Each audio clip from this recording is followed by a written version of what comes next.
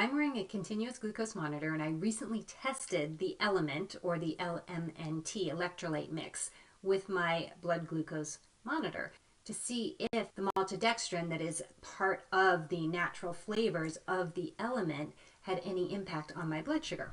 The video I posted, I stated that I tested it and it had no impact on my blood sugar. And somebody asked me to show them my data because they hadn't found anybody else who had tested this. I'm surprised to hear that, but I'm happy to show you my data. I tested the LMNT again today at about 11 in the morning, so I did a 2-hour window from 11 to 1. As you can see from my graph, my blood sugar had a nice, gentle, normal wave, a little below 100, a little above 100. So let's look at exactly what was going on with my blood sugar when I started to drink the LMNT. So here's my little note on my graph. When I drank the LMNT, my blood sugar was at 108.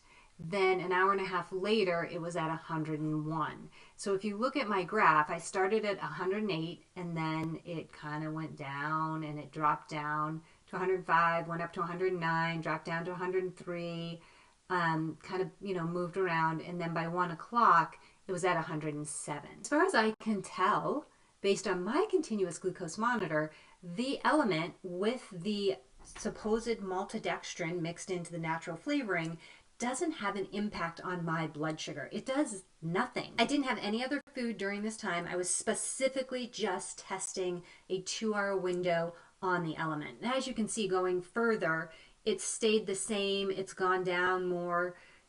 So it literally has done nothing during the time that I drank the LMNT. So I tried to drink it pretty quickly. I think I started it a little before 11 and I finished drinking the whole thing by 11. So somewhere between 5 and 10 minutes to drink the whole thing.